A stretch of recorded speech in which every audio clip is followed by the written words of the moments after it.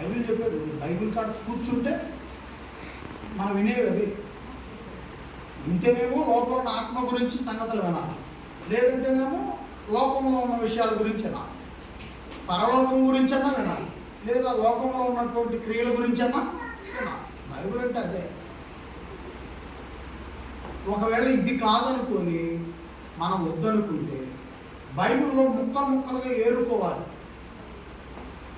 ఈ ముక్కలుగా ఏరుకుని ఏం చేస్తాయంటే మనకు ఎటువంటి నొప్పి అయితే కలగదు, కానీ ఆనందాన్ని పుట్టిస్తుంది ప్రతి రెఫరెన్స్ కూడా. అది ఎలాగా? దేవుడు నిన్ను ఆశీర్వదిస్తాడు అని ఒక చోట ఉంది, నువ్వు ఫలిస్తావు అని ఒక చోట ఉంది, నువ్వు దీవించబడతావు అని ఒక చోట ఉంది, నువ్వు తలెత్తుకునే విధంగా ఉంటావు అని ఒక చోట ఉంది, నువ్వు నూరంతలుగా నీ దీవెన నీకు కలుగుద్ది అని ఒక చోట. ముక్కలు అన్నమాట ఇవన్నీ. అంటే మనలో ఉన్నటువంటి ఆత్మకి సరైనటువంటి ఆహారం అయితే ఏమి దొరకదు ఈ ముక్కలు ఏరుకోవటం వల్ల. తర్వాత ఇన్ని ముక్కలు ఏరి ప్రసంగం చెప్పేది ఎందుకంటే వచ్చిన వాళ్ళని ఆనంద పెట్టడానికి, సంతోష పెట్టడానికి. అంటే ఇలా ముక్కలు ఏరుకున్నాం అనుకోండి బైబిల్లో నుంచి, నిజంగా దేవుని జ్ఞానాన్ని దాచిపెట్టి మోసం చేసినట్లే వాస్తవం చెప్పాలి. కాబట్టి మనము దేవుని జ్ఞానాన్ని మోసగించవచ్చా? దేవుని జ్ఞానాన్ని మోసగించి ఈ భూమి మీద బతికి బట్ట పెట్టిన వాళ్ళు ఎవరో కూడా లేరు. ఆది కాండం దగ్గర నుంచి మనం చూస్తా ఉన్నాం. కాబట్టి మనం ఏం చేయాలంటే దేవుని జ్ఞానాన్ని మోసగించడం కంటే దేవుని జ్ఞానం మనకి ఏమి నేర్పుతుందో అది నేర్చుకోవటం మంచిది. దేవుని జ్ఞానం ఏమి నేర్పుద్ది? లోక సంబంధమైనవి నాకు నచ్చదు అని చెప్తుంది జ్ఞానం. పరలోక సంగతులు తెలుసుకోండి అని చెప్తున్నాను. ఇక్కడ పౌలు గారు రోమాలో ఉన్నటువంటి సంఘానికి ఎక్కడ జీవించాడు అయినా? కొన్ని అదేనా మీకు గుర్తుందా? ఈయన జీవించిన జీవితం ఎక్కడ ఉంది బైబిల్లో? ఇది తెలియదు. ఏ రెఫరెన్స్ ఎక్కడ ఉందో తెలియదు. కాబట్టి ఈ బైబిల్ గ్రంథం మొత్తం మీద నాకు విశేషమైన జ్ఞానం ఉంది. నేను ఏం మాట్లాడినా నాకు ఇక్కడ సమాధానం ఉంది. నేను ప్రేమగా మాట్లాడినా సమాధానం ఉంది, నేను కోపంగా మాట్లాడినా సమాధానం ఉంది, నేను ఏడ్చిన కన్నీళ్లు పెట్టినా కూడా నాకు సమాధానం ఉంది. హెబ్రీ పత్రిక కన్నీళ్లు పెట్టి నటిస్తున్నారు అనుకుంటారు చాలా మంది. ఆ మాత్రం అంత అవకాశాలు అవసరం లేదు. మాకు రెఫరెన్స్ ఆధారం ఉంటేనే కన్నీళ్ళు వస్తాయి. హెబ్రీ పత్రిక 7వ అధ్యాయం 5వ అధ్యాయం చూడండి ఒకసారి. బైబిల్ ఉంది.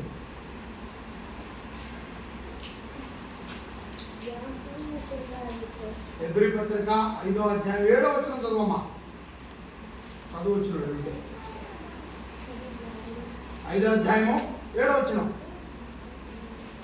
చూసారా? Page number 202. ఏనాలి అందరూ పెద్దగా చదవడం చదివాడు. యేసు శరీరధారి అయి ఉన్న దినములలో మహారోదనతోనూ కన్నీళ్లతోనూ తన్ను మరణము నుండి రక్షింపగలవానికి ప్రార్థనలు యాచనలు సమర్పించి భయభక్తులు కలిగి ఉన్నందున ఆయన అంగీకరింపబడెను. యేసుక్రీస్తు ఉన్నప్పుడు ఏం చేశాడంట? ఈ భూమి మీద ఉన్నప్పుడు ఏం చేశాడంట? ప్రభు ఏమా కన్నీళ్లు ఇచ్చాడు. శరీరధారి యేసుక్రీస్తు వారి గురించిన మాట అది. శరీరధారి అయి ఉన్న దినములలో మహారోదనతోనూ కన్నీళ్లతోనూ యేసు జీవించిన కాలం ఆయన చాలాసార్లు ఏడ్చినట్లుగా మనం చూస్తాం. అంటే ఏదైనా ఇక్కడ కూర్చొని కన్నీళ్లు రాలిపోమంటే మాకు బైబిల్ ఆధారం ఉంది. ప్రతి దానికి ఆధారం ఉంది, ప్రతి మాటకి ఆధారం ఉంది, ప్రతి గద్దింపుకి ఆధారం ఉంది, ప్రతి కోపానికి ఆధారం ఉంది. ఆధారం లేకుండా పాపం చేయడం. ఇక్కడ కూర్చున్న వాడు ఎవరైనా సరే, నేను కానీ ఇంకెవరైనా ఇక్కడికి వచ్చి ఈ మైక్ ముందు మాట్లాడటం బైబిల్ తీసుకుంటే ఆధారం లేకుండా పదాన్ని వాడి పాపం కట్టుకోరు. సో కాబట్టి దాన్ని అర్థం చేసుకోండి. ఇక్కడ రోమపత్రికలో అబ్రహాం గారి గురించి మాట్లాడుతున్నాడు దేవుడు. ఈయన ఈ పేరు గల ఈ పుస్తకాలు మొత్తంలో ఎక్కడున్నాడు?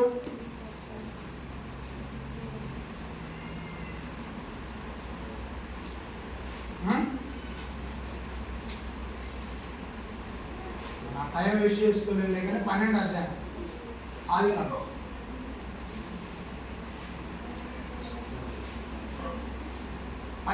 ఆదికాండం చదవమా.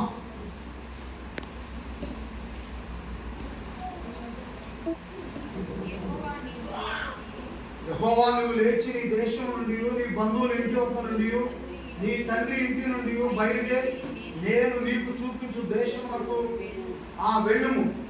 నిన్ను గొప్ప జనంగా చేసి నిన్ను ఆశీర్వదించి నీ నామమును గొప్ప చేయుదును. నీవు ఆశీర్వాదంగా ఉండువు. నిన్ను ఆశీర్వదించు వారిని ఆశీర్వదించదను, నిన్ను దూషించు వారిని ఏమన్నదమ్మా? ఆశీర్వాదం ఉంది అక్కడ. ఆశీర్వాదం అనే మాట ఉందా? పైన 2వ వచనంలో ఉంది, 3వ వచనంలో. కాబట్టి అప్పుడు 2 ఉంటాయి బైబిల్ అంటే. ఏమా వినపడుతుందా? బైబిల్ అంటే ఆశీర్వాదం చూపించుద్ది, దానికి అనుకూలంగా లేని వాళ్ళకి సెకండ్ హాఫ్ కూడా చూపించుద్ది. ఈ ఫస్ట్దే చూపిస్తే నేను ద్రోహిని అవుతా. ఆయన ఎప్పుడు వస్తున్నాడు అబ్రహాం గారిని. ఇదంతా అబ్రహాం గారి గురించి, నీ గురించి కాదు. నిన్ను దూషించే వారిని దూషించదను, భూమి యొక్క సమస్త వంశములు నీ యందు ఆశీర్వదించబడను. ఎవరితో అన్నాడంట? అబ్రహాముతో అనేను, నీతో కాదు. శాపం ఆశీర్వాదం ఈ 2 నీకు సంబంధించినవి కాదు. ఈ 2 అబ్రహాం గారికి సంబంధించిన విషయాలు. యెహోవా అతనితో చెప్పిన ప్రకారము అబ్రహాము వెళ్ళెను. ఇక్కడ ఈ 12వ అధ్యాయంలో ఆయన వెళ్ళేటప్పుడు ఇప్పుడు ఆయన పేరు ఎక్కడ కనపడుతుంది? 12వ అధ్యాయంలో కనపడిన పేరు మళ్ళీ ఎక్కడ ఉంది? ఇదిగో ఇన్ని పుస్తకాలు దాటుకొని మళ్ళీ ఇక్కడ కనపడుతుంది. అంటే ఇక్కడున్న ఈ బైబిల్ ప్రారంభంలో ఉన్నాయన్నటువంటి చరిత్ర కలిగిన వ్యక్తి చివరికి బైబిల్ ముగింపులో కూడా కనపడతాం. బైబిల్ ముగింపు ఒక్కసారి సహవాసంలో మనం అడుగు పెడితే ప్రారంభంలో ఉన్నాం. అన్ని పరిస్థితులు ఎదుర్కొనైనా చివరి దాకా ఉండగలగాలి. అప్పుడే ఈ భూమి మీద ఒకవేళ మనం రాలిపోతే గుర్తింపు అనేది సో కాబట్టి ఆయన ఇక్కడి నుంచి జాగ్రత్తగా ఉన్నాడు. చివరికి అబ్రహాం గారు దేవుడు చెప్పాడని బయలుదేరి వెళ్తా ఉంటే, ఇక్కడ నుంచి బయలుదేరి పాలెం నుంచి బయలుదేరి వెళ్తా ఉంటే సరిగా అచ్చంపేట పోయేసరికి ఆ అచ్చంపేటలో ఒక దాము ఉన్నాడు. అతనే రాజు. ఆ రాజు ఏం చేశాడు తెలుసా? సారమని అందంగా ఉందని ఎత్తుకొని పోయాడు. అబ్రహామును బెదిరించి శారాను తీసుకొని పోయాడు. అబ్రహాము నుండి తీరా ఆమె అతను తీసుకొని వెళ్ళినటువంటి ఆ కార్యక్రమానికి ఒప్పుకోలేదు, నిరాకరించింది. సరే నీ సంగతి రేపు పొద్దున్న చూస్తానని పడుకున్నాడు. ఆ వదిలిపెట్టి ఆ రేతిని సుత్తెలు బండలు తీసుకొని తల పగలగొట్టినట్టుగా తనకి మనోవేదన కలిగి రాత్రి అంతా అల్లడి తల్లడైపోయాడు. అతను బతుకంతా కూడా ఏంటి నా జీవితం ఈ రాత్రితో ఇంక అయిపోతుందా ఏందన్నంత భయాందోళనకు వెళ్ళిపోయాడు. అబ్రహాం గారి భార్య తీసుకెళ్ళి ఆ రాజు అప్పుడు ఎప్పుడు తెల్లవారు తను చూసుకొని తెల్లవారేసరికి లేచి చూస్తే ఆమె అక్కడ పక్కన కూర్చొని ఉందంట తల్లి. అప్పుడు అమ్మా నేను చాలా పాపం చేశాను, నిన్ను తీసుకుని వచ్చి నీ భర్త దగ్గర వదిలిపెడతాను అని ఆమెను అట్లా అంటుకోకుండా ఆ రాత్రి తీసుకొని వెళ్ళి మరలా ఈ నీతిమంతుడైనటువంటి అబ్రహాం గారికి అప్పుడు చెప్పాడు ఆయన భార్యని. ఎంత గొప్ప విషయం. దేవుడు కార్యములను మర్చిపోకూడదు కదా. బండ నుంచి నీళ్ళు ఇచ్చాడు, మర్చిపోతాం. ఒకవేళ నువ్వు తాగలేదే మా బండ ఉండేది, కానీ చూసి నమ్ముడు కంటే చూడక నమ్మువారు నేను నమ్ముతాను. సో కాబట్టి ప్రియులరా, మనము మన జీవితాలను రెండు వైపులా ఎటువైపు అడుగులు వేస్తూ చూసుకోవాలి. విశ్వసించిన వారి సహితము అపవాది ఎవరిని మింగుదమా అని గర్జించు సింహం వలె తిరుగుతుంది. ఎవరిని పడకూడదామా అని తిరుగుతున్నాడు అపవాదికి. ఎవరితో పని ఉన్నదంటే దేవుని నమ్మిన వాడితోనే పని. దేవుని నమ్మిన వాడే కావాలి అపవాది. సాతానుడికి దేవుని నమ్మిన వాడే కావాలి. కానీ అబ్రహాముని ఎలా ఇస్తించాడు సాతానుడు, అబ్రహాముని ఎలా చిక్కుల్లో పెట్టాడు సాతానుడు, అబ్రహాముని ఎలా కృంగదీయాలని చూశాడు సాతానుడు. అసలు అతని భార్యతోనే టచ్ అయ్యాడు, అతని భార్యనే టచ్ చేయించాడు. కానీ అబ్రహాము పొందుకోలేదు. ఎందుకంటే దేవుడు ఎంత గొప్పవాడో అబ్రహాము నమ్మాడు కనుకనే అతను కృంగిపోలేదో ప్రార్థన చేశాడు. నాకు ఒక తల్లి అడిగింది ఫోన్ చేస్తే, అయ్యా మరి ఏంటి అసలు తర్వాత భవిష్యత్తు ఏంటంటే, నేనైతే కాపులు తీసుకొచ్చిన రొట్టెలు తినలేదు, కాపులు తెచ్చిన మాంసం నేనైతే తినలేదు, కానీ నా దేవుడు అంత గొప్పవాడు, నాలో ఉన్న క్యారెక్టర్ అలాంటిది. ఆ రోజు కాపులు మాంసం తెచ్చాయి, కాపులు రొట్టెలు తెచ్చాయి, ఆయన బ్రతికాడు, దేవుడు బ్రతికించుకున్నాడు. అంతటి గొప్ప దేవుడిని నమ్మాను నేను. ఈ దేహాన్ని నేను ఏ పాపానికి అప్పగించలేదు, నా హృదయాన్ని ఏ దౌర్భాగ్యాన్ని నేను అప్పగించలేదు. ఈ క్యారెక్టర్ ఫుల్ ఫోర్గా ఉంచుకున్నాను, అంత పర్ఫెక్ట్గా ఉన్నాను.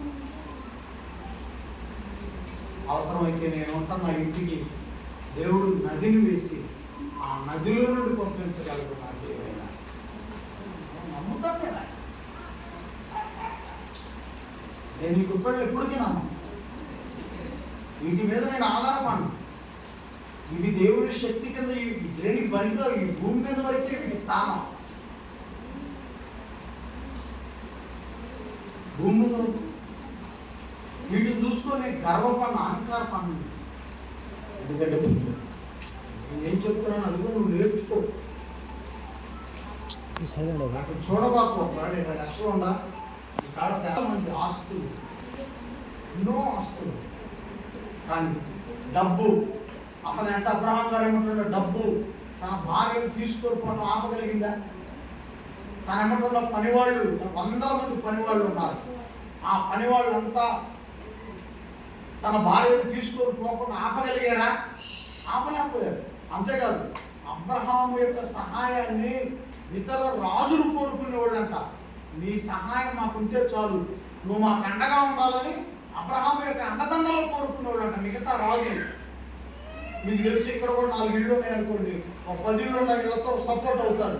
మీరు మాకు మీకు ఆ మాదిరిగా ఆ రోజు అబ్రహాము యొక్క అండ కావాలని ఎంతోమంది రాజులు అతను ఫస్ట్ ఎదురు చూసేవాడు. అంతటి సెక్యూరిటీ కలిగిన వాడు అబ్రహాం. కానీ అంతటి బలము ఆ రోజు తన భార్యను, అబ్రహాం గారి భార్యను తీసుకుని వెళ్తున్నామంటే ఆపగలిగారా? ఏం లేదు, జీరో అయిపోయింది. చివరికి పనివాళ్ళు 100 మంది ఉన్నారు, జీరో అయిపోయింది. అతన్ని నువ్వు నాకుంటే చాలు మేము నీకుంటామని ఆ భుజం తట్టినటువంటి ఎంతో మంది చుట్టుపక్కల రాజులు జీరో అయిపోయారు. చివరికి పనిచేసింది ఎవరో తెలుసా? పరలోకపు శక్తి, పరలోకమందున్న దేవుని యొక్క మహాశక్తి అబ్రహాము పక్షాన నిలబడి. నేను నమ్ముతాను. నాకు ఈ బైబిల్ దగ్గర నుంచి దాదాపుగా నేను ప్రతి పదం గుర్తుపెట్టుకుంటాను. నేను తోడటానికి పిచ్చాడు కదా, పదాలు తోడటానికి, లేకపోతే సందర్భం లేకపోతే ఏదైనా ఒకటి అడగటానికి ఈ జ్ఞానం లేదండి కాదు. నేను ఈ జ్ఞానంతో నన్ను నింపాడు దేవుడు. కొన్ని చెప్పొద్దు, కొన్ని మేము కూడా చదవడానికి ఇష్టపడలేదు. మాలో ఉన్న జ్ఞానం ఎంత గొప్పదో మాకు బాగా తెలుసు. ఆ జ్ఞానం ఎంత పనులు చేపిస్తుందో కూడా మాకు తెలుసు. సో కాబట్టి దేవుడు ఉన్నాడు నా పక్షానైనా, నువ్వు నమ్మితే నీ పక్షాన. ఆయనను కోరుకుంటే మనం ఎంత కంట్రోల్లో ఉన్నామో అంత కంట్రోల్. అందుకే అబ్రాహాము జీవితంలో అద్భుతమైన మేలు ఉంటాయి. అబ్రాహాము గారి జీవితంలో నుంచి మరొకటి చెప్పి, నేను ఇవన్నీ చెప్పినవే అవి నేను చెబుతుంటే కానీ నీకు గుర్తు తప్ప ఆయన పేరు ఎత్తంగానే నీకు ఆ జీవితాలు గుర్తొచ్చే పరిస్థితి అయితే మన దగ్గర ఏం లేదు. ఇంకొకటి గుర్తు చేస్తాను, అప్పుడు గుర్తు చేసి అబ్రహాము గారితో పాటే ఉంటానని అబ్రహాము గారి యొక్క బంధువు ఒక అతను బయలుదేరాడు. సొంత రక్త సంబంధే. దేవుడు అబ్రహాము గారిని పిలిచాడు. పిలిచినటువంటి అబ్రహాము గారు వెంట కనిపెట్టుకొని ఉండాలి, నేను వస్తాను అన్నవాడు. కానీ కొద్ది దూరం వెళ్ళిన తర్వాత కొన్ని పరిస్థితులు మారిపోయాయి.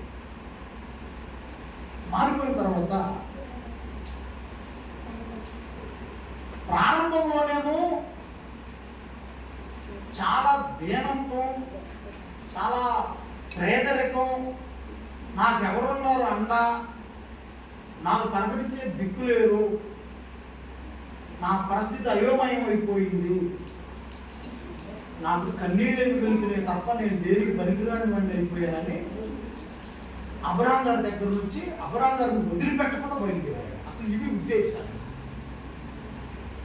ఫస్ట్ అబ్రహాం గారితో పాటు వెళ్ళడానికి ఇన్ని కారణాలు ఉన్నాయి. ఈ కారణాలతో బయలుదేరాడు. కొద్ది కాలం వచ్చాడు. అప్పుడు అబ్రహాం గారు ఏం చేశాడంటే, నీవు నీ కుటుంబం నా వెంటే ఉంటున్నారు కాబట్టి నువ్వు కూడా ఆశీర్వదించబడాలి అని ఆ లోతు అనేటువంటి వ్యక్తికి కొంత దైవ మార్గపు దీవెనలు చూపించాడు. దైవ మార్గపు దీవెనలు చూపించాడు. నువ్వు నా ఎన్నుకుంటున్నావు, నేను ఆశీర్వదించబడ్డాను, దేవుడు నాకు అవకాశం ఇచ్చాడు, నువ్వు నన్ను విడిచిపెట్టినట్టున్నావు కాబట్టి నా ఆశీర్వాదంలో నుంచే నీకు కూడా భాగము ఉండదు. కాబట్టి నువ్వు కొంత, ఎందుకంటే నీ పరిస్థితి తెలుసు కదా, నువ్వు ఇన్ని బాధలతో బయలుదేరావు నన్ను వదిలిపెట్టినాను. సో కాబట్టి వచ్చాడు, కొద్దిగా ఫలించాడు. మరికొద్ది దూరం వచ్చాడు, ఇంకొంచెం ఫలించాడు. ఈ సరికి వచ్చేసరికి ఇతను అబ్రహాము వల్ల ఇతను కూడా ఆశీర్వదించబడటం ప్రారంభం.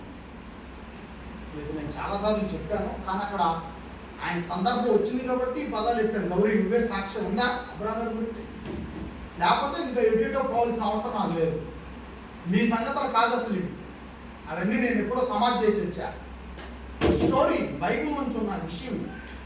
అబ్రహాం గారు బయలుదేరుతూ అబ్రహాం గారు వెంటే ఉంటానని నా బాధలతో, ఏడుపుతో, కన్నీళ్ళతో వస్తే ఈ ఆశీర్వాదంలో పాలుభాగస్తులు వచ్చాడు. కొంత దూరం వచ్చిన తర్వాత కొద్దిగా ఫలించాడు. నావాడు నాతో పాటు ఫలించాలని ఇంకొంచెం ఫలించే విధంగా దారి చూపించాడు. ఫలించాడు. చివరికి ఎంతగా ఫలించాడంటే అతను అబ్రహాం గారితో సమపోటీకి ఫలించాడు.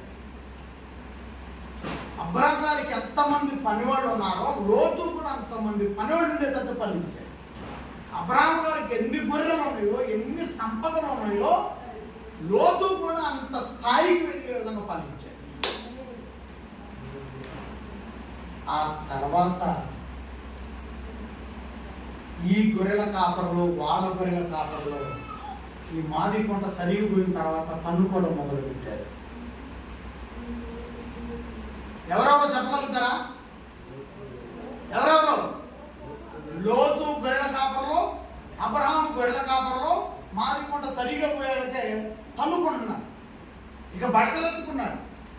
వాళ్ళ దగ్గర ఆ కొమ్మ ఈ కొమ్మ నరుగుతారు, గొడ్డలు ఉంటాయి కదా, గొడ్డలు తీసుకున్నారు నరుక్కోండి. గొప్ప వాళ్ళలో ఎవరో పెద్దవాడు ఉంటాడు కదా, అతను నుండి రాకుండా మీకు గొప్పలు దాకా అసలు వాళ్ళు ఉన్నారుగా, వాళ్ళ దగ్గర తీసుకుపోదాం, మీరు నన్నుకోవడం ఎందుకని ఆపి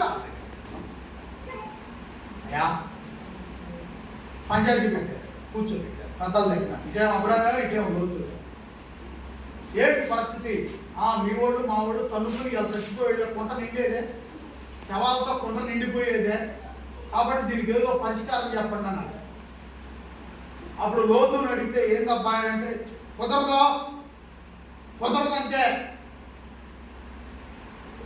నీకు మాత్రం లేదా అయింది మా ఆస్తి, నీ మాత్రం నాకు పనులు లేరు కానీ లోతు, నీ మాత్రం నా స్థాయి లేదనుకోవడం ఏంది మీ వాళ్ళు అక్కడ దోమటం.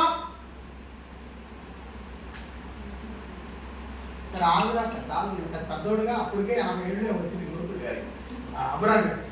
ఇదేం కొడటం కాదు. ఆగురా, ఆతరత పడతారా. నీ మొదటి స్థానం ఒకసారి గుర్తుపెట్టుకోరా.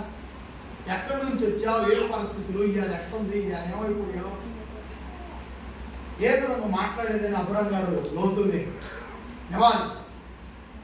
పెద్దవాడు కదండి, పెద్దవాడు కదా లోతు గారు. దేవుడు పిలిస్తే వచ్చినవాడు కదా. అప్పుడు ఈయన బాగా పని పెట్టాడు. దేవా, నాకు మంచి ఆలోచన పుట్టించు, ఈ సమస్య నుంచి నాకు పరిష్కారం ఇవ్వు అని దేవుడిని అడిగాడు. దేవుడు ఒక ఆలోచన పుట్టించినప్పుడు అబ్రహాం ఏం చేశాడంటే, ఆయన ఇద్దరు వెళ్దాం ఒక ప్రదేశానికి, అక్కడ నిలబడదాం, నీకు ఎటు కావాలంటే అటు తీసుకో అని చెప్పి ఇద్దరు కలిసి వెళ్ళినప్పుడు ఒక ఎత్తైన ప్రదేశం, ఇలాంటి కొండ ప్రదేశానికి వెళ్ళి చూడు, పార చూడు, చుట్టుపక్కల నీకు ఎటు నచ్చితే అటు పార చూసి నీకు నచ్చిన ప్లేస్ నువ్వు తీసుకో. నీ వాళ్ళు నువ్వు ఒకవైపు వెళ్ళిపోయారు, నేను నా వాళ్ళు ఒకవైపు వెళ్దాం. ఇంకెందుకు మన ఇద్దరి మధ్య ఈ బాధలు అని ఆలోచించుకో. ముందు లోతునే కోరుకో. నువ్వు కోరుకోనైనా నేనంటే పెద్దవాడిని, నాకు పద్ధతిగా ఉంటుంది, నువ్వు కోరుకో చిన్నవాడివి కదా అని అప్పుడు ఆయన ఒక ఎత్తైన ప్రదేశానికి వెళ్ళి అంత పార చూశాడు. పార చూస్తే యోర్దాను నది పారుతుందంట చల్లటి గాలులతో. ఆ యోర్దాను నది పారుతూ ఉంటే ఆ యోర్దాను నది అమ్మటే పచ్చని తోట వలె బీడు భూములు పచ్చగా ఉంటుంది. గొర్రెకి, గేదెలకి, ఆవులకి, వెంటలకి ఏం కావాలి? మాట్లాడరా? మేత కదా. మేత తర్వాత ఏం కావాలి? వాటర్ కావాలి. ఇప్పుడు కనులెత్తి చూస్తే ఏం కనపడుతున్నాయి? మేత ఒక పక్క కనపడుతుంది, నీళ్ళు ఒక పక్క కనపడుతుంది, నది ఒక పక్క పారుతుంది, పచ్చదనపు బీళ్లు కనపడతా ఉన్నాయి. అప్పుడు అబ్రహాం దగ్గరికి వచ్చి, నేను ఈ పచ్చదనపు వాతావరణంతో ఉన్న ఈ ప్రాంతాన్ని తీసుకుంటాను. ఇక తర్వాత సెకండ్ హాఫ్ చూస్తే అబ్రహాం గారికి ఇప్పుడు ఇంకేం కనపడుతున్నాయి? మేత లేని బీడు పువ్వులు కనపడుతున్నాయి, ఎడారి కనపడుతుంది. అబ్రహాం గారు రెండు భాగాలు ఉన్నాయి అక్కడ, ఒకటి ఎడారి, ఒకటి పచ్చదనం. ఛాన్స్ అతనికే ఇచ్చాడు. అబ్రహాం గారు ముందు తన ఎక్కడున్న వ్యక్తికే ఇచ్చాడు. అతను ఏం చేశాడు? ఇదే నాకు అవకాశం అని పచ్చదనపు ప్రాంతాన్ని, నీళ్ల ప్రాంతాన్ని ఎదుర్కొన్నాడు. ఇక అబ్రహాం గారికి మిగిలింది ఏంటంటే ఆ ఎడారి, ఆ మేతలేని ఇంత. సరే నాయన, నీకు నేను అవకాశం ఇచ్చాను కాబట్టి ముందు నువ్వు ఇటే, నువ్వు ఎన్నుకున్న కల్లి నీవే పచ్చగా ఉండు, నీవు, నీ పిల్లలు, నీ కుటుంబ వ్యవస్థ బాగుండు పంపించేసి.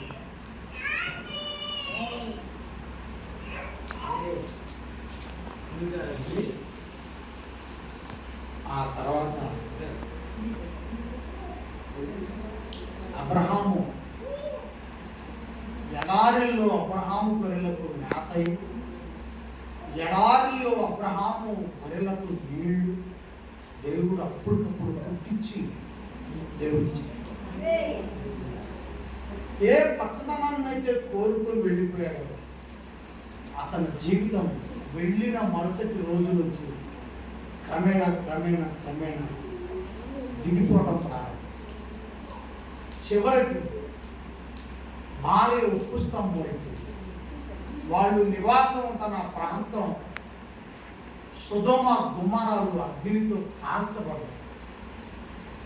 దేవుడు ఈ అబ్రహాము బతంలాడుకుంటే, ఆ రోజు వచ్చిన దేవదూతలు బతంలాడుకుంటే వాళ్ళను బయటకు తీసుకొచ్చాడు.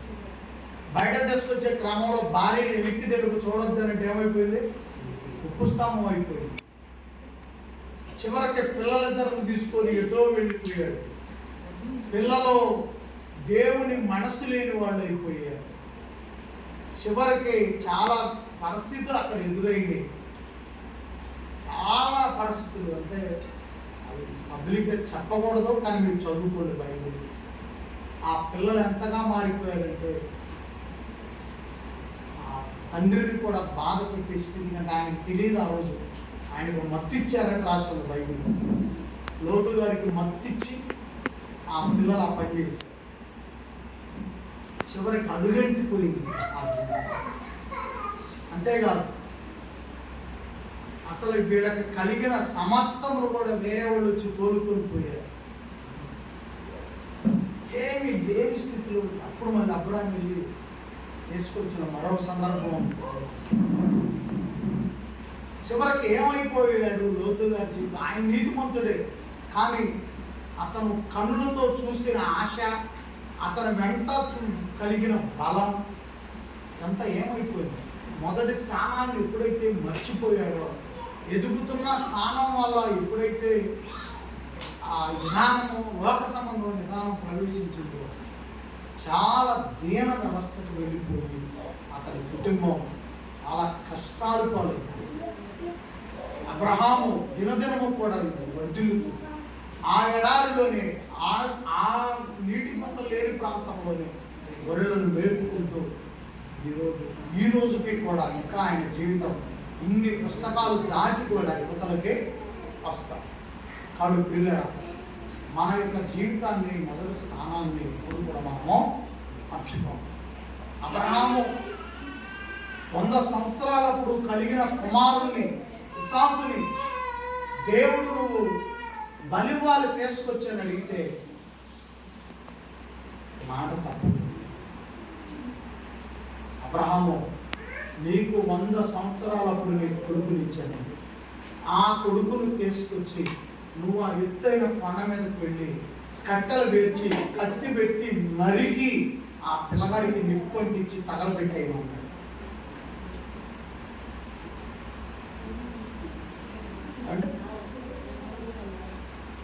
ఆ పిల్లను తీసుకుని బాగా కట్టెలు, నీళ్లు, కత్తి మొత్తం ఎత్తుకొని పోయాడు కొండ. అప్పుడు 12 ఏళ్ళు 17 ఏళ్ళు ఉంటాయండి ఇసాకు. అప్పుడు వెళ్ళేటప్పుడు అన్నీ తెలుసు కదా. 17 ఏళ్ళ అబ్బాయికి 12 ఏళ్ళు 13 ఏళ్ళు 14 ఏళ్ళు అని తెలుసు కదా, అనుభవం వచ్చిన వాడే కదా. అప్పుడు మధ్యలో కొండ మధ్యలోకి వెళ్ళిన తర్వాత అడిగాడు, నాన్న బలిపటానికి వెళ్తున్నాం కదా, మనం బలిపటానికి వెళ్ళేటప్పుడు కట్టెలు ఉన్నాయి, నీళ్లు ఉన్నాయి, కత్తి ఉంది అని. మరి మనం వెళ్ళేటప్పుడు గొర్రెపిల్లం చేసుకోవాలి కదా, అది ఏది అని అడిగాడు.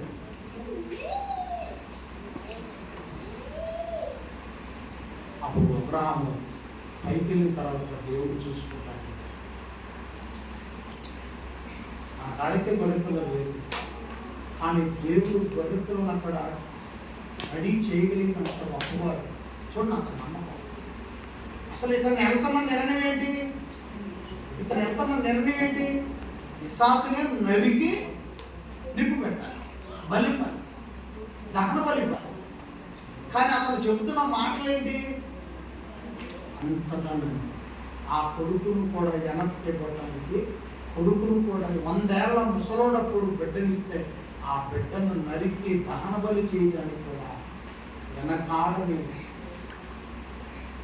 వ్యక్తులు ఉన్నారు ఆ దేవుడి కోసం. పరలోకంలో ఎవరిని చూస్తాడు అంటే నేటికి అలాంటి దమ్మున్న నిర్ణయాలు కలిగిన వాడు.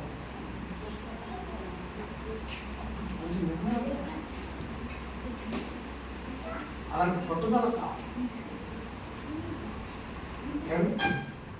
కాబట్టి అబ్రహాము యొక్క జీవితాన్ని మనం పరిశీలన చేసాం. అలాంటి విశ్వాసులు నేటికి ఆయన కావాలని ఆశిస్తున్నాడు. నేటికి అలాంటి భక్తులు కావాలని ఆయన కోరుకుంటున్నాడు. ఆనాటి ఆయన చరిత్రలోనికే కాదు, నేటికి కూడా కావాలని ఆయన ఇష్టపడతా ఉన్నాడు. అలాంటి నిర్ణయాలు మన జీవితంలో ఉండటం చాలా మంచిది. కాబట్టి శరీర విషయమైన మన మూల పురుషుడు నీతిమంతుడని తీర్చబడిన ఎడల అతనికి అతిశయ కారణమేమి? దిగుడియమ్మ, అతిశయ కారణము కలుగును కానీ అది దేవుని ఎదుట కలగదు. లేఖనము ఏమి చెప్పుచున్నది? అబ్రహాము దేవుని నమ్మెను, అది అతనికి నీతిగా. ఏం చేశాడంటే అబ్రహాము దేవుణ్ణి నమ్మాడు. ఎంతగా నమ్మాడంటే 100 ఏళ్ళప్పుడు కుమారుడు దేవుడిస్తే 10-15 సంవత్సరాల కొడుకైన తర్వాత అతన్ని ఆ కొండ మీద దహన బలి ఇవ్వటానికి కూడా అది అందుకు నీతిమంతుడిగా.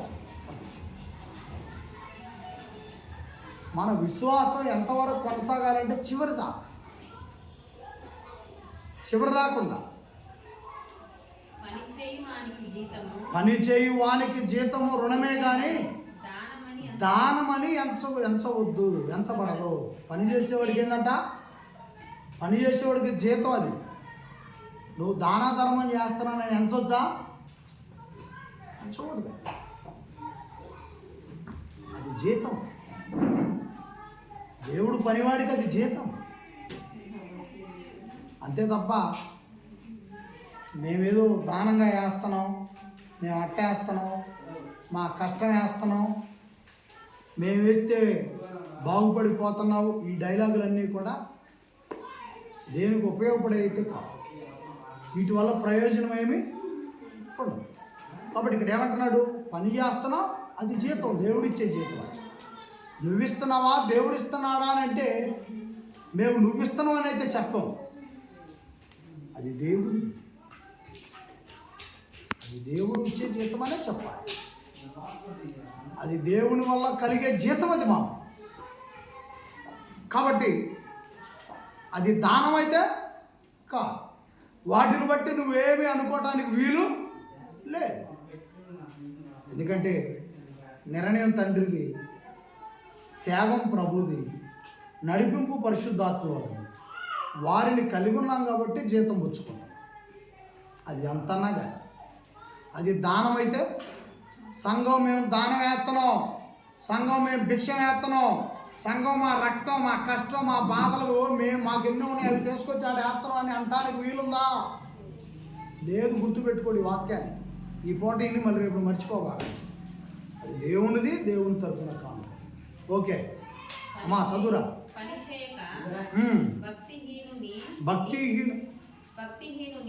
పని చేయక భక్తిహీనుని నీతిమంతునిగా తీర్చువాని యందు విశ్వాసం ఉంచువానికి వాని విశ్వాసము నీతిగా ఎంచబడుతున్నది. ఆ ప్రకారమే క్రియలు లేకుండా దేవునిని నీతిమంతుడుగా ఎంచునో ఆ మనుషుడు ధన్యుడని దావీదు కూడా చెప్పుచున్నాడు. ఎలాగనగా విశ్వాసం ఉంచువానికి వాని విశ్వాసము నీతిగా ఎంచబడుచున్నది. ఆ ప్రకారమే క్రియలు లేకుండా దేవుడు ఎవరిని నీతిమంతుడుగా ఎంచునో ఆ మనుషుడు ధన్యుడని దావీదు కూడా చెప్పుచున్నాడు. 7వ వచనం, ఎలాగనగా తన అతిక్రమమునకు పరిహారము నొందినవాడు, తన పాపమునకు ప్రాయశ్చిత్తము నొందినవాడు ధన్యుడు. క్రియలు లేకుండా నీతిమంతుడు. క్రియలు అంటే ఏంది? కొన్ని మంచి పనుల్లో చాలా ఉన్నాయి, చెప్పే టైం. జీవితంలో పాపము లేకుండా ఉంచుకోవటం. దానికి నువ్వు 1 లక్ష కానుకేయాల్సిన పని లేదు. 1 లక్ష పెట్టి నువ్వు బయట భోజనాలు పెట్టాల్సిన పని లేదు. 1 లక్ష పెట్టి నువ్వు ఈ ఊరంతా బట్టలు పంచాల్సిన పని నువ్వు నీతిమంతుడు అనిపించుకోవడానికి, నీతిమంతురాలు అనిపించుకోవడానికి. మరి ఎలా నీతిమంతుడు? క్రియలు లేకపోయినా నీతిమంతుడు ఎంచుతున్నాడు దేవుడు. అంటే క్రియలు అంటే ఏంటి?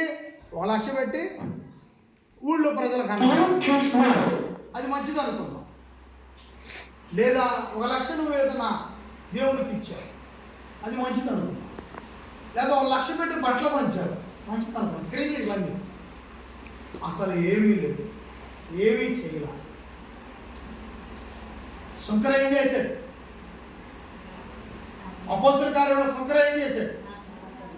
దేవాలయంలోనికి పూర్తిగా వెళ్ళడానికి కూడా ఇష్టం లేక ఆ దగ్గరే ఉండి, ఆ మెట్లు కాడే ఉండి, ఆకాశం వైపు కనులెత్తే ధైర్యం కూడా లేక, నేను పాపినయ్యా, నన్ను పరిచయం ఏం చేశాడు? పూటకు 2 వారాలు నేను, వారం మొత్తంలో 2 రోజులు ఉపవాసం. మరి 10వ వంతు దశమ భాగం ఇస్తున్నా.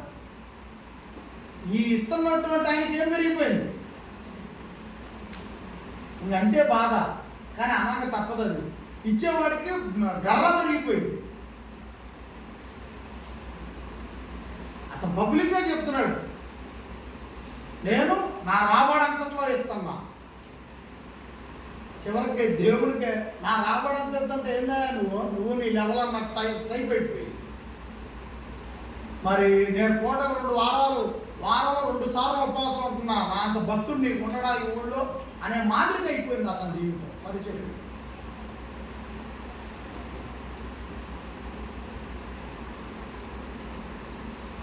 అప్పుడు యేసుక్రీస్తు చెప్పాడు, ఇతని గర్వ వల్ల అతని ప్రార్థన దేవుడు వింటాం కాదు కదా.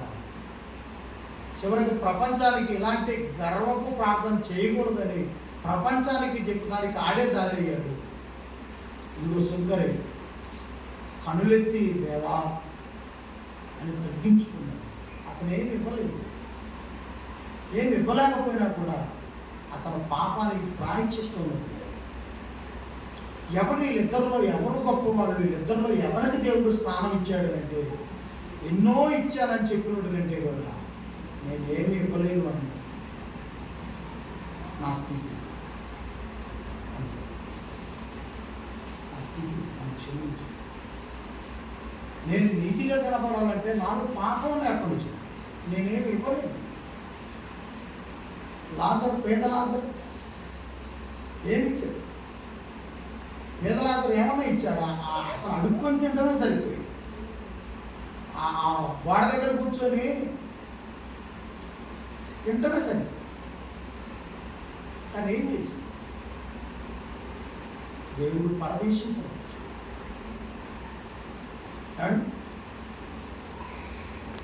సో కాబట్టి మేమైతే ఇప్పటికీ సొంకర్లాగే ఉన్నాం. ఆ కాడ ఏం లేదు, నీకు ఇవ్వడానికి లేదు, నేను దేవుడికి కూడా ఏమి ఇవ్వలేదు. నేనేమి ఇవ్వాలో, నేను ఎప్పుడు ఇవ్వాలో అది చేశాను, నన్ను చూశాడు. ఇప్పటికీ నా జీవితం ఇచ్చి నేను ఆయనకి సేవ చేస్తా ఉన్నాను. కాబట్టి నేను ధనికుడిని కాదు, ఇప్పటికీ చాలా అప్పుల్లో ఉన్నాను. సంవత్సరానికి 1,00,000, 2,50,000 వడ్డీ కట్టాలి. మిమ్మల్ని ఇవ్వమని అంటలేదు, నాకు అవసరం లేదు. దాని గురించి కాదు. నేను నిరుపేదగానే ఉన్నాను ఇప్పటికీ. ఎప్పుడో కట్టుకున్న కొద్దిపాటి ఇంటికి ప్లాస్టింగ్ కూడా చేయించుకోలేదు, దేవస్థితిలో ఉన్నాను. సో కాబట్టి నేను ఏ గొప్ప కార్యాలు, ఘన కార్యాలు నేను చేయలేని స్థితిలో ఉన్నాను. నా పేదరికం. కాబట్టి దేవుడు నా దేన స్థితిని చూసుకున్నాడు, వింటాడు, నాకు అండగా ఉంటున్నాడు. దేన స్థితిలో కూడా ఓ గొప్ప అద్భుతం జరిగింది. చాలా అద్భుతాలు జరిగాయి. ఏదో సూపర్ 6 అంటున్నారు చూసారా? మైక్ పెట్టి సూపర్ 6 అంటే 6 మంచి పనులు ఉన్నాయి, మేము అధికారంలోకి వస్తే అని చెప్పేవాళ్ళు ఉన్నారు. సూపర్ 6 కానీ వాళ్ళు ఎప్పుడు వస్తారో, ఆ సూపర్ 6 ఎప్పుడు చేస్తారో నాకు తెలియదు. కానీ నేనైతే పరిచయుడు శంకర స్థానంలోనే ఉన్నా, కానీ జరగాల్సిన సూపర్ 6 జరిగిపోయినాయి కూడా నా జీవితంలో. ఆమె చెప్పాలి, పెద్దగా చెప్పాలా? అంతే. సూపర్ 6 జరుగుతున్నాయి కూడా, అయిపోయింది కదా.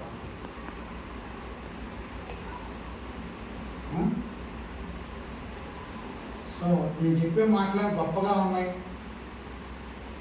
ఇక్కడ స్థితి ఏమో దీనంగా ఉంది, కడుపులో మండుతుంది, ఏం చేయలేని పరిస్థితి. కాబట్టి దేవుడు మనతో ఉంటాడు, మనం నడిపిస్తాడు.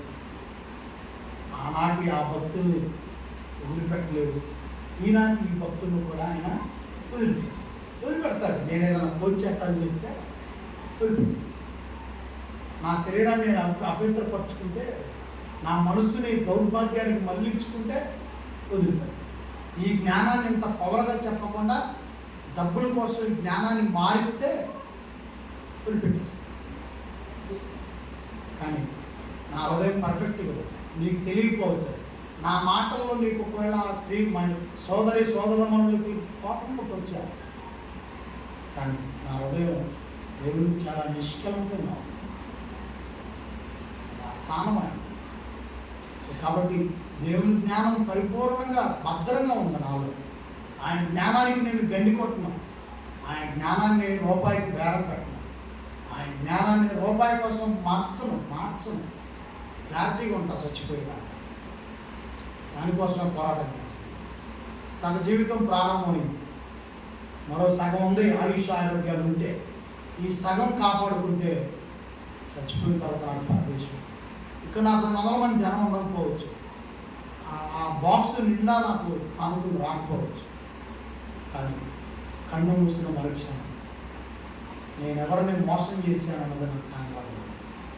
దేవుని జ్ఞానాన్ని రూపాయి కోసం ఎలా మలుచుకోము అనేది మనకి కనిపించకూడదు. దేవుడి దగ్గరకు వెళ్ళినప్పుడు అరే నువ్వు బైబిల్లో ఉన్న జ్ఞానాన్ని సంపాదన కోసం రూపాయి కోసం ఇలా మలుచుకొని చెప్పావు, ఉన్నట్టు నువ్వు చెప్పలేకపోయావని నన్ను నిలదీయకూడదు. రేపు దేవుడు నీకు ఈ భూ సంబంధమైనవి కనపడుతున్నాయి, నాకు కళ్ళు మూసిన తర్వాత సంగతులు కనపడుతున్నాయి. నీకు ఇక్కడ ఈ లోక సంబంధమైన దాని మీద నీ దృష్టి ఉంది కాబట్టి వీటి మీదనే నువ్వు అల్లాడిపోతావు. నాకు ఈ జీవితం తర్వాత కళ్ళు మూస్తే ఏముందన్నది నాకు తెలుసు కాబట్టి నా మనస్సు నా హృదయం దానిపైన ఉంది. ఇక ఈ లోపల ఏదన్నా మనం ఉన్నంతకాలం నుండి ఏదో చేసి వెళ్ళాలనేది తపన, అంతకుమించి ఏమండి. అప్పుడు పులిగా ఆలోచించి అర్థం చేసుకోండి. ఏవో మనం గొప్ప కార్యాలు చేస్తే మనం నీతిమంతులైనట్టు, ప్రజల్లో పేరు తెచ్చుకున్నట్లు, వస్త్రాలు పంచి డబ్బులు పంచి ముసలోళ్ళకి 5 ఏళ్ళు 10 ఏళ్ళు ఆడినప్పుడు తీసుకొచ్చి అడగొచ్చి ఇచ్చి. నేను అడిగారు, ఆస్ట్రేలియా నుంచి అక్కాయి వచ్చింది, ఆమె అడిగింది సత్యం ఎవరన్నా మరి పేదలు ఉన్నారా అని.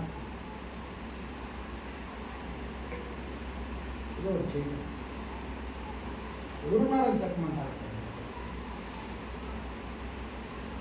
ఎవరున్నారని చెప్పి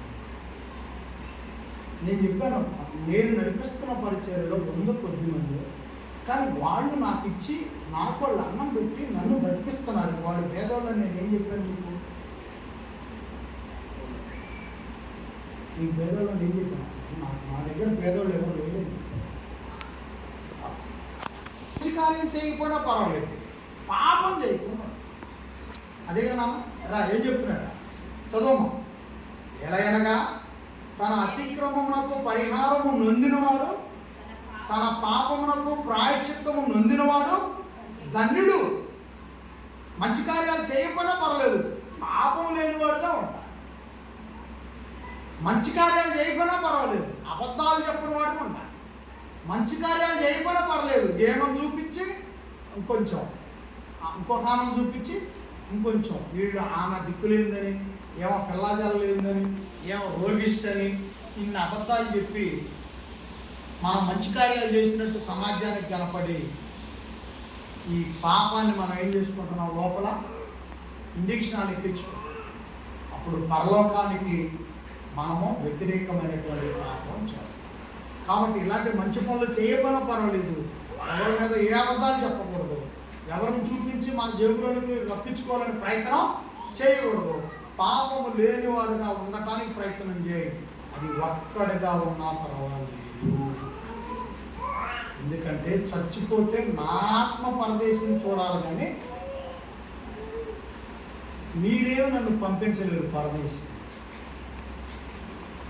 నన్ను గుంటూరు పంపించగలుగుతారు కానీ పరదేశం అయితే పంపించచ్చు, అని గుండ్రు పంపించవచ్చు, మీరు తలాలు చేయొచ్చు. కాబట్టి నా దగ్గర నుంచి ప్రతి ఒక్కళ్ళ ఉద్దేశం అదే. ప్రతి ఒక్కళ్ళకి అందరి చేతిలో ఉంది బైబిల్. కృపమారు బైబిల్ చూడండి, బైబిల్ది అందరూ కూడా ఆ విషయాలు తెలుసుకొని చదువుకోవాల్సిందిగా దేవుని వాక్యం తెలియజేస్తుంది. ప్రభు చేత నిర్దోషి అని ఎంచబడి వాడు ధన్యుడు. 8వ వచనం, ప్రభు చేత నిర్దోషి అని ఎంచబడి వాడు ధన్యుడు. ఈ ధన్య వచనము సున్నతి గలవారిని గూర్చి చెప్పబడినదా? సున్నతి లేని వారిని గూర్చి కూడా చెప్పబడిందా? అబ్రహాము యొక్క విశ్వాసము, అబ్రహాము విశ్వాసం అతనికి నీతి అని ఎంచబడినని ఉన్నాం కదా. మంచిదే. అది ఏ స్థితి యందు ఎంచబడెను? సున్నతి కలిగి ఉన్నప్పుడా? సున్నతి లేనప్పుడా? సున్నతి కలిగి ఉన్నప్పుడు కాదు, సున్నతి లేనప్పుడే. మరియు సున్నతి లేని వారైనను నమ్ము వారందరికీ అతడు తండ్రి అగుట వలన వారికి నీతి ఆరోపించుటకై అతడు సున్నతి పొందక మునుపు తనకు కలిగిన విశ్వాసము వలన నీతికి ముద్రగా సున్నతి అను గుర్తు పొందాడు. ఇక్కడ ఏమంటున్నాడంటే, సున్నతి అంటే దేహంలో జరుగుతుంది, కానీ విశ్వాసం హృదయంలో జరిగింది. సున్నతి పొందినాక నీతిమంతుడయ్యాడా? అసలు సున్నతి పొందక ముందు అంటే, సున్నతి అంటే మన భాషలో బాప్తిస్వం పొందినప్పుడే అతను దేవుని నమ్మాడా? బాప్తిస్వం లేకముందప్పుడు నమ్మాడా అనుకుందామా? బాప్తిస్వం లేకముందే దేవుడు అంటే విశ్వాసం ఉంచాడు అని మనం ఎలాగైతే చెప్తామో, అబ్రహాము కూడా సున్నతి పొందకముందే దేవుని నమ్మాడు. తర్వాత విశ్వాసానికి గుర్తుగా ఆ సున్నతి కార్యక్రమం దేహంలో జరిగింది. కాబట్టి సున్నతి ముందా విశ్వాసం ముందా అంటే విశ్వాసమే ముందు. దేవునికి సున్నతి వలన సంతోషమా, విశ్వాసం వలన సంతోషమా? విశ్వాసము. దేవునికి బాప్తిస్వం పొందామంటే సంతోషమా, బాగా బ్రతుకుతున్నామంటే సంతోషమా?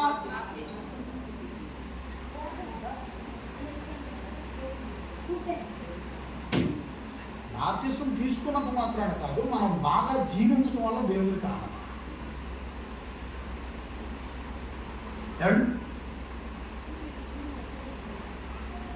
పన్నెండు వచ్చిన మరియు సున్నతి కలవానికి తండ్రి ఏమిటకు అనగా సున్నతి మాత్రం పొందిన వారు కాక మన తండ్రి అయిన అబ్రహాము సున్నతి పొందక మునుపు అతనికి కలిగిన విశ్వాసం యొక్క అడుగు సాధనం బట్టి నడుచుకున్న వారికి తండ్రి ఒకటకు అతడు ఆ గుర్తు.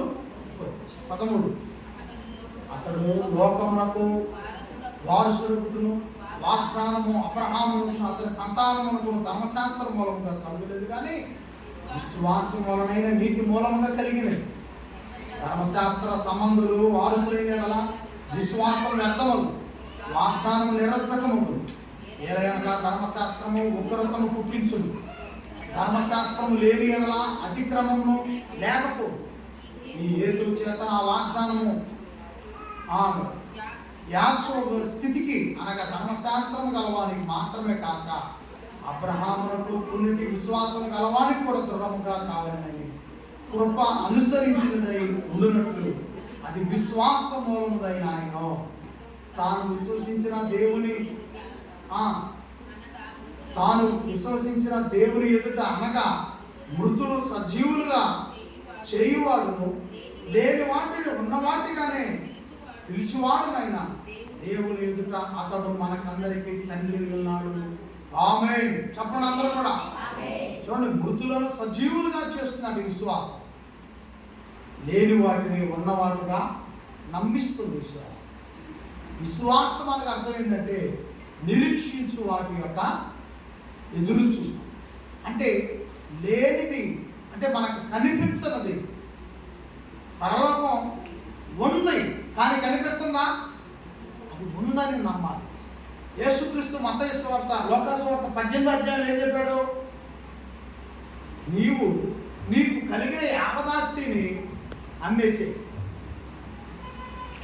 అమ్మేసి పేదలకు ఇచ్చే, అప్పుడు నీ వచ్చి నన్ను వెంబడించు, దేవుడు నీకు పరలోకములో ధనము ఇస్తాడు అన్నాడు. నమ్మాడు అతను. అసలు ఆ పరలోకమే మాకొద్దు, అసలు ఆ పరలోకం ఉన్న సంగతే మాకు, ఆ పరలోకం వద్దు, ఆ పరలోకంలో దాచుకోవటం వద్దు, మాది నాకుంటే చాలు, మా ఆస్తులు మాకుంటే చాలు అనుకున్నాడు. వెళ్ళిపోయాడు. నేను అమ్మను, ఆ పరలోకంలో నేను దారి. ఎందుకని? అతను యేసు చెప్పిన పరలోకపు మాట కానీ, పరలోకంలో దాచుకోమన్న మాట కానీ అతను పూర్తిగా విశ్వసించిన వాడు కాదు. విశ్వసించలేదు, ప్రభు మాట నమ్మలేదు. కాబట్టి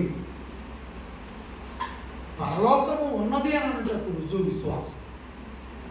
అది కనిపించట్లేదు కానీ నమ్మాలి. ఏమండి? తర్వాత వచ్చిన చదువు, ఇందును గూర్చి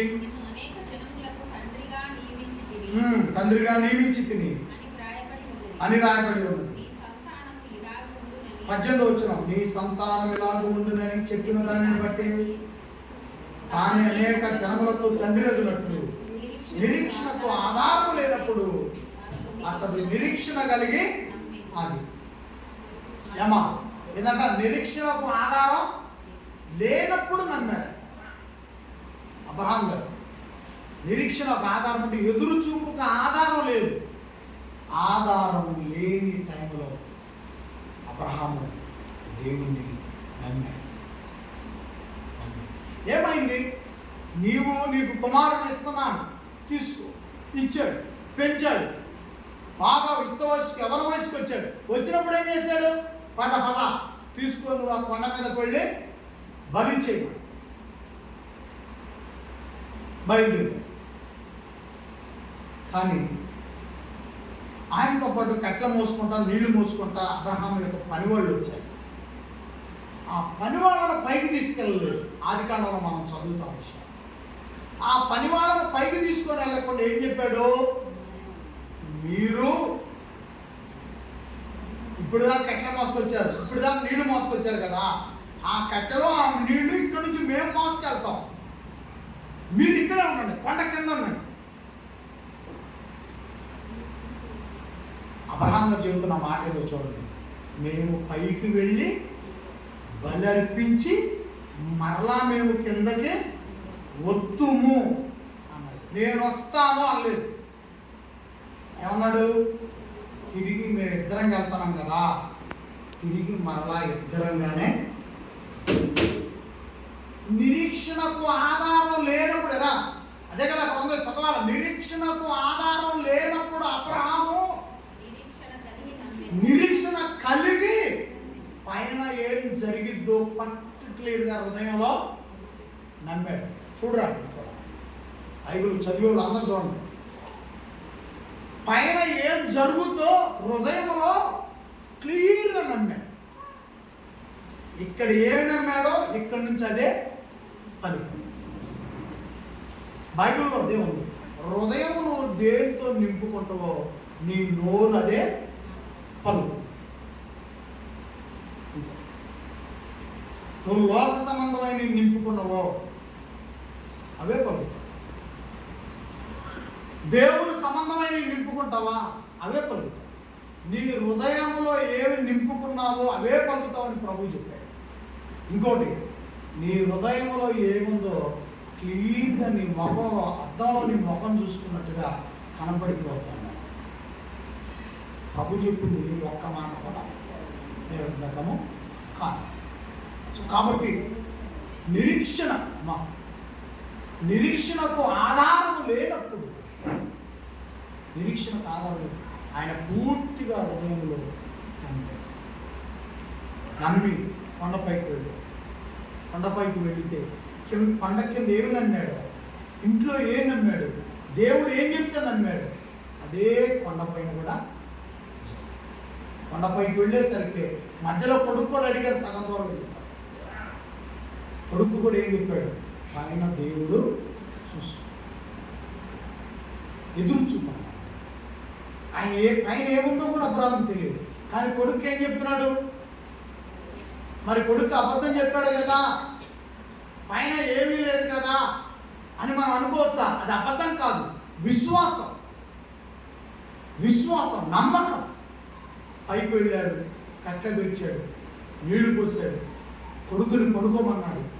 పడుకున్నాడు. అతను కూడా కత్తెత్తి నరకబోయేసరికి అబ్రాహాంకు సమయం. కత్తెత్తి నరుగుతున్నాడు అబ్రాహాం అన్నాడు. ఆగిపోయాడు. అబ్రాహాం ఇంకా పని చేయకూడదు, దించతను దించాడు.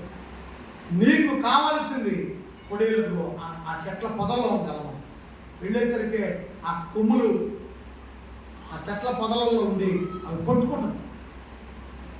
అప్పుడు దాన్ని చిన్నగా తీసుకొని వచ్చి ఆ బలిపీఠం మీద పెట్టి దాన్ని బలి అర్పించి ఆ పనంతా కుడితేనాక కింద ఉన్న వాళ్ళకి ఏం చెప్పాడు?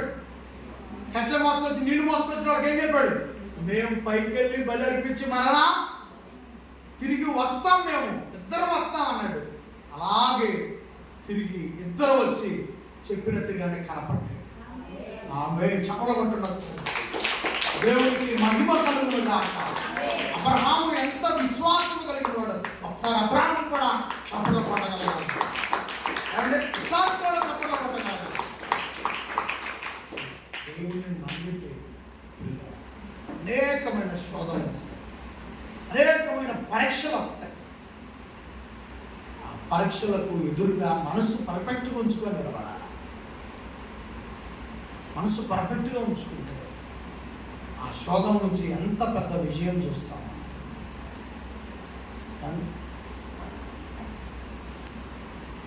బైబిల్ అంతా అవే చెప్తాము, విషయాలన్నీ అవే. చివరిగా ఇంకా 4 మాటలు ఉన్నాయి చెప్పి ముగించు. మరియు అతడు విశ్వాసమునందు బలహీనుడు కాక ప్రమాదమి 100 ఏండ్ల వయసు గలవాడై ఉంది.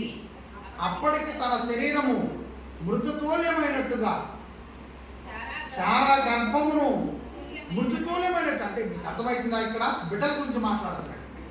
అప్పటికి అబ్రహాంకి ఎన్ని సంవత్సరాలు వచ్చినాయట? 100 ఏళ్ళంటే ఎంత?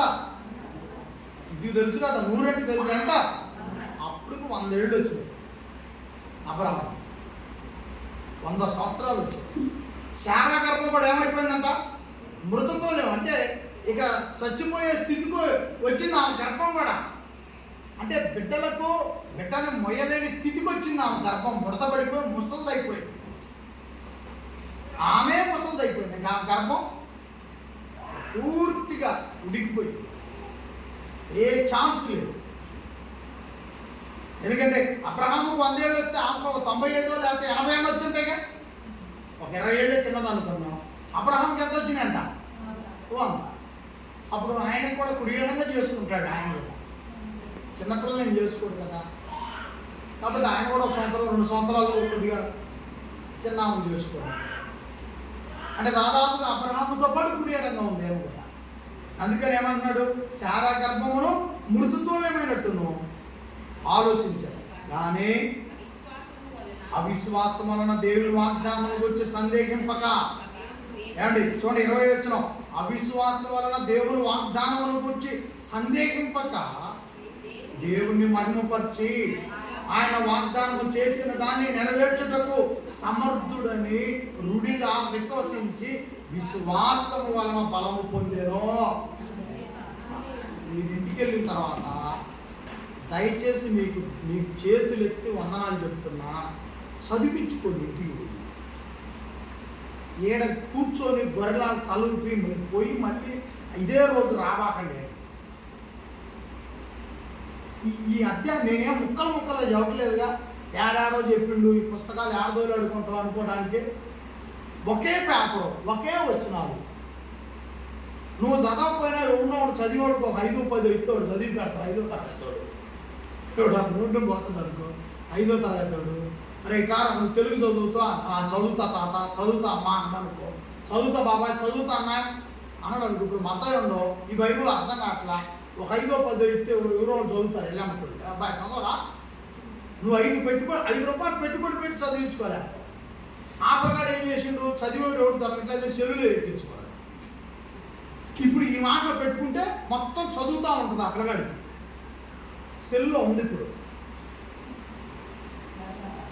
మీరు పోయి నా చెట్టు కింద యాప్ చెట్టు కింద సెల్లులో ఎక్కించుకోవచ్చు.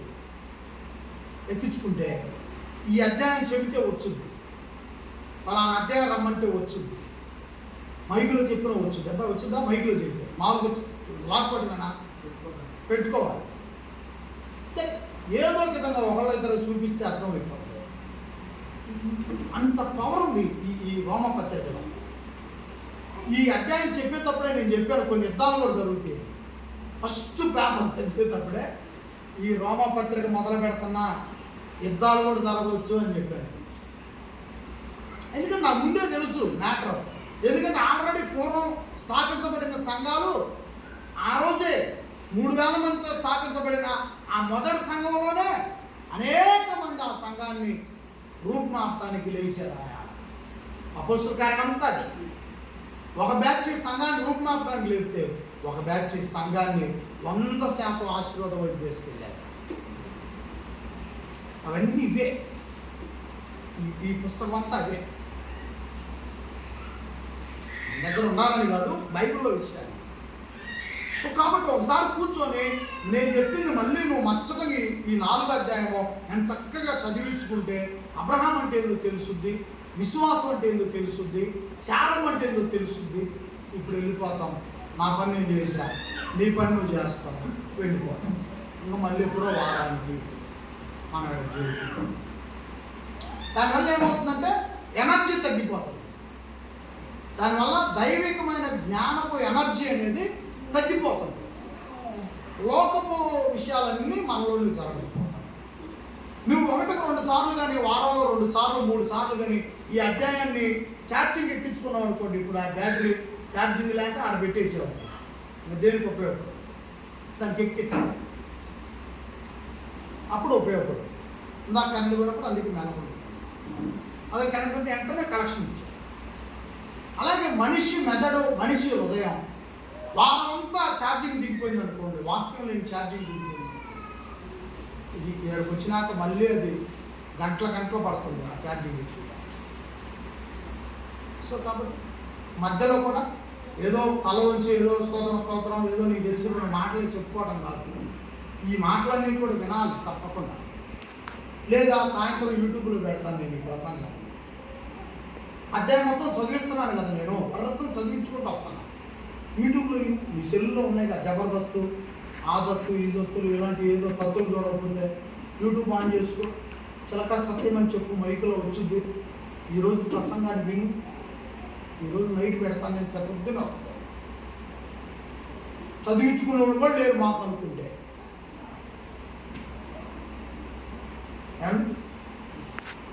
రమారమి 100 ఏళ్ళు వయసు కలవాడై ఉండి అప్పటికి తన శరీరము మృతలీనమైనట్టును, శారా గర్భము మృతలీనమైనట్టును ఆలోచించాను. కానీ అవిశ్వాసం వలన దేవుని వాగ్దానం గురించి సందేహింపక దేవుని మహిమపరిచి ఆయన వాగ్దానము చేసిన దాన్ని నెరవేర్చుటకు సమర్థుడని రూఢిగా విశ్వసించి విశ్వాసము వలన బలము పొందెను.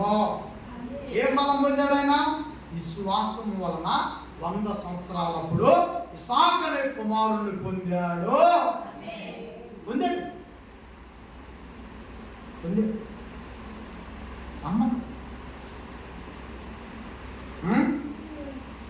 నేను అదే అంటాను, ఆశీర్వాదం అని అంటే నాకు 40 ఏళ్ళప్పుడు రాలేదు, ఆశీర్వాదం నాకు 50 ఏళ్ళప్పుడు రాలేదు, ఇంకేం వచ్చుద్ది ఆశీర్వాదం అని బాధపడద్దు. ఇక్కడ కూర్చున్న వాళ్ళు ఎవరైనా ఆశీర్వాదం 60 ఏటైనా మొదలైంది. నిజమే, ఆశీర్వాదం 60వ సంవత్సరమైనా మొదలైంది. అక్కడ నుంచి 40 ఏళ్ళు కానీ బతికే ఓ సంచలనమే సృష్టిస్తాడు. సంచలనం. అందుకని ఇవాళ వయసు ఉన్నప్పుడు వాటికి ఆశీర్వాదంగా రాలా, ఏమీ లేదు. నేను అలాగే దేవుడు నన్ను 60 ఏళ్ళప్పుడైనా తన పనిలో నిలబెట్టుకొని బహుబలంగా వాడుకుంటాడు. నేను నమ్ముతాను. ఆశీర్వదిస్తాడు.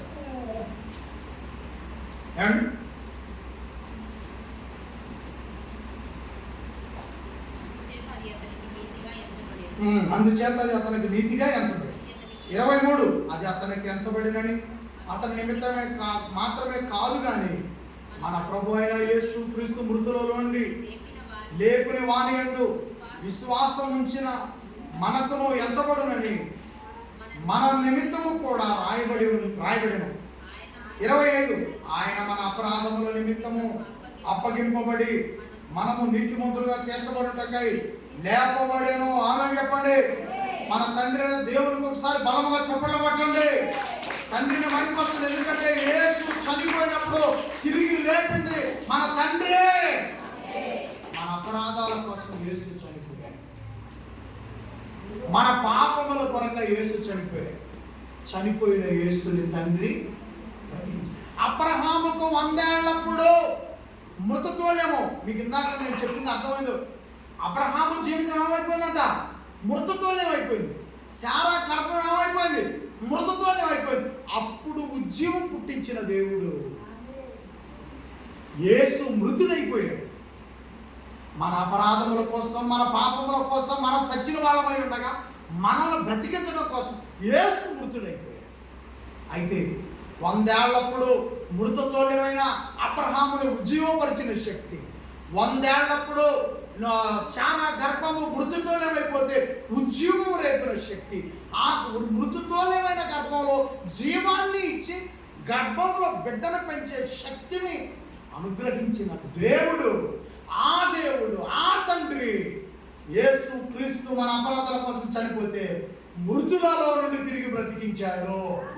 అదేనండి చెప్తున్నాడు. వాడు మృతతుల్యం అయిపోయాడు. దేవుడు వాళ్ళకి జీవం ఇచ్చి వాళ్ళకి జీవితాన్ని ఇచ్చాడు. యేసు మృతుడైపోయాడు. దేవుడు జీవం ఇచ్చి యేసును బ్రతికించాడు. అదే శక్తి నన్ను నడిపిస్తుంది.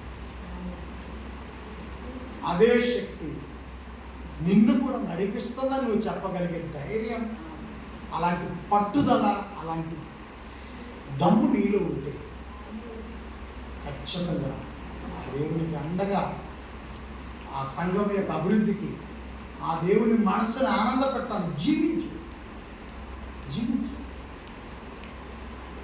జీవించినప్పుడు మనం ఎన్నో ఫలితాలు, ఎన్నో విషయాలు చూస్తాం. అబ్రహాములో దమ్ముంది, అబ్రహాములో ధైర్యం, అబ్రహాము మగాడు అని అనగలుగుతున్నాము. దమ్మున్న మగాడు ఆయన అని అనాల్సి వస్తుంది. కారణం ఏంటి తెలుసా? ఎదిగిన కొడుకుని, అందమైన వాడిని పట్టుకొని అడిగాడు. కత్తి ఒక చేతితో పట్టుకొని, బిడ్డను ఒక చేతితో పట్టుకొని, నెత్తి మీద పొలాలు పెట్టుకున్నాడు. అతని నెత్తి మీద నీళ్లు పెట్టాడు. కత్తి పట్టుకొని, బిడ్డను పట్టుకొని, పొలాలు పట్టుకొని, నీళ్లు పట్టుకొని పైకి వెళ్ళాడు. ఏంటన్నా విషయం?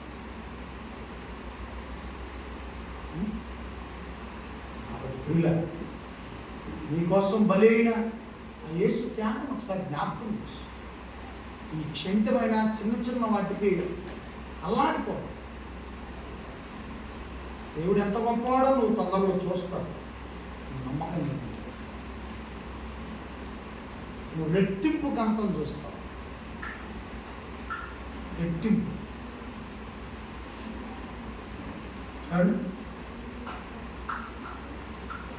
ఈరోజు అదే ఇసాకు సంతానం వచ్చిన యాకోబు, దేవుడు ఇజ్రాయేలుగా పేరు మార్చాడు. ఈరోజు కూడా ఇజ్రాయేల్ దేశం. మరి మన పరిస్థితి, మన పేరు మీద దేశం ఉండకపోవచ్చు, కానీ మన పేరు జీవగ్రంథంలో ఉంది. ఇది అర్థమైతే మిగతా చెత్తగా సమాజం, ఇది అర్థమైతే మిగతా చెత్తగా నిప్పు పెట్టండి. మనస్సుని దేవుని వాక్యంతో ఉంచండి. మన పేరు మీద ఏమీ లేకపోవచ్చు, కానీ జీవగ్రంథంలో పేరు. ఇవాళ ఇజ్రాయెల్ దేశంలో పేరుందా? ఒకవేళ ఇజ్రాయెల్ దేశంలో పేరుంటే ఉండొచ్చు, కానీ అక్కడ బాంబులు మాత్రం మోగుతుంది. గాజాలో నిన్న 100 మందిని చంపేశారు ఇజ్రాయెల్.